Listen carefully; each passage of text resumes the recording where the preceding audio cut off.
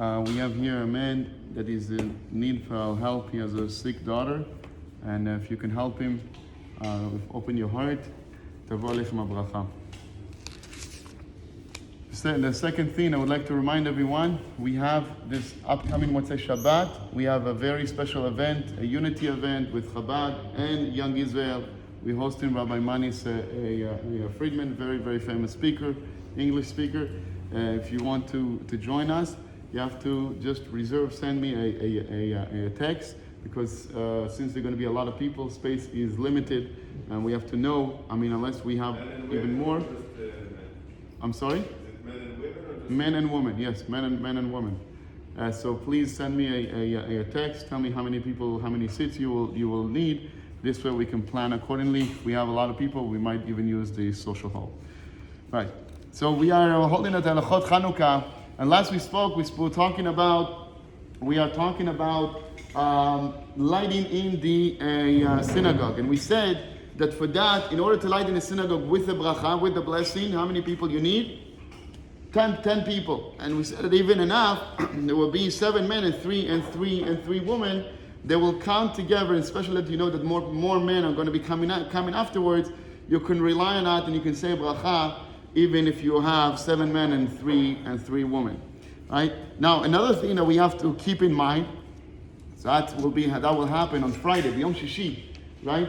So Yom Shishi, when you light the Chanukah candles in the synagogue, you have to light it before Shkia. A lot of time what happens is not enough people come at the beginning. If you don't have a minyan, then you can't say the bracha, even though you know later on people are going to be coming. Now, another concept, another halacha, right? So, Beit HaKnesset that has, another thing that in the morning, not only in the nighttime, we light the Chanukiah in the Beit HaKnesset, but in the morning we light it without a beracha, especially if the minyan of the next, while they come here, it's still dark a little bit. They should definitely light the menorah, but without a bracha. Even for the second minyan, we should have the menorah here lit, but this is without a bracha. Now, the synagogue that they have the electrical menorah up there on the roof or in the front, right? Those menorot, we don't say a bracha on them at all. And also, if you see an electric menorah, right, you don't say the bracha she'asa nisim la'avotenu b'yamim ha'em b'zman hazeh, which is bring us to another halacha. If you see a menorah, you're walking down the street, you see someone's house, they have a menorah, you can say bracha baruch atah Hashem Elokeinu melech haolam she'asa nisim la'avotenu.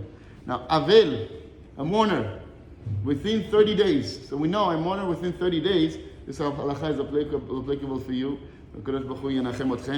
Avel within 30 days is refrained to saying Shehecheyanu.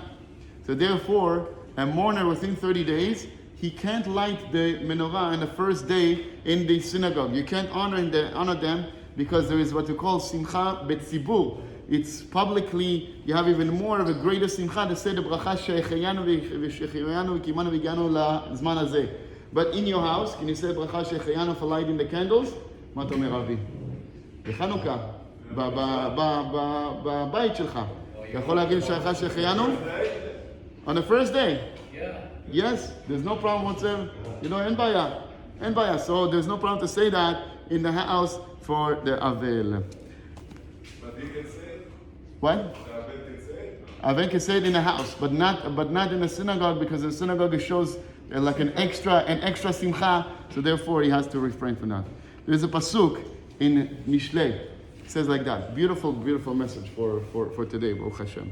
Yesh bote ki matkerot cherev. Bote is milashon bitui, an expression. Sometimes you can be expressing yourself. Wow, and it's like a cherev. It's going to go like a dagger into someone's stomach. Velashon chachamim marpe.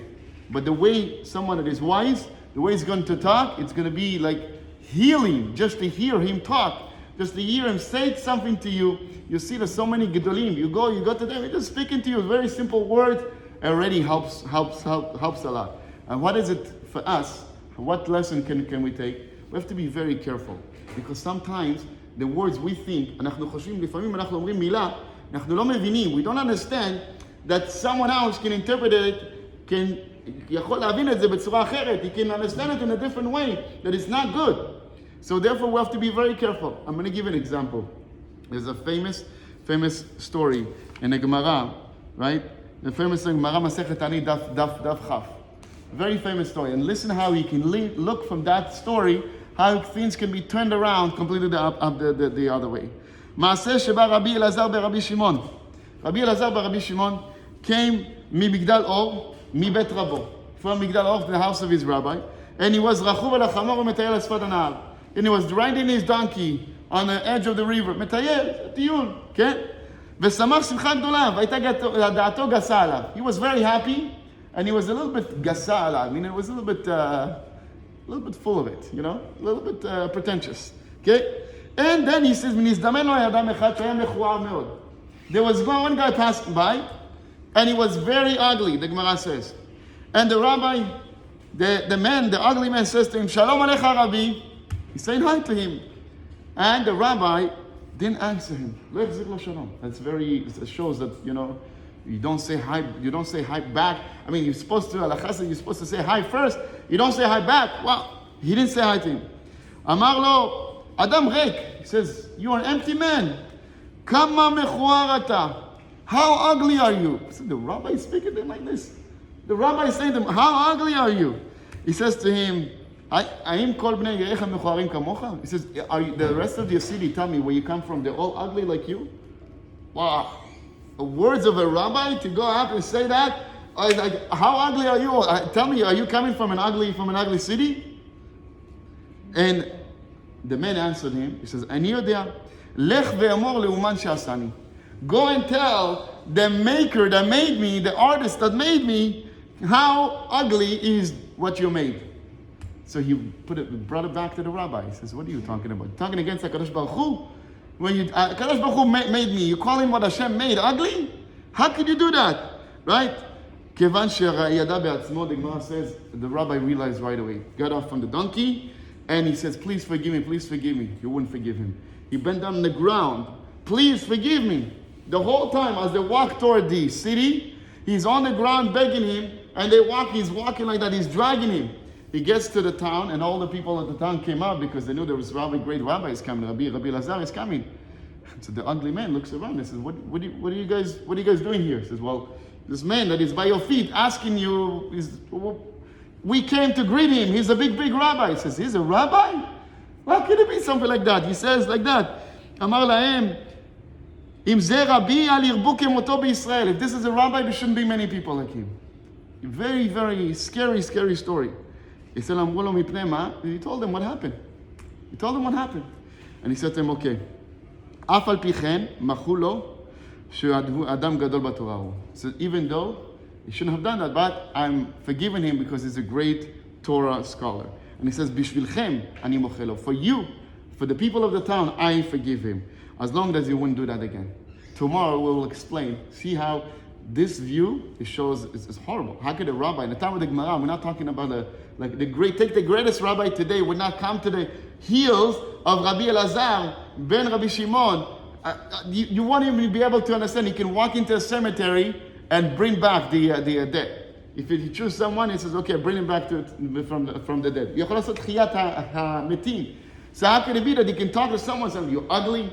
Is the city where you come from a very ugly? Tomorrow we'll explain that. But the lesson we need to learn from this, you can say something, and if you're not really clear, the other person can take that and can turn it around and can get so hurt.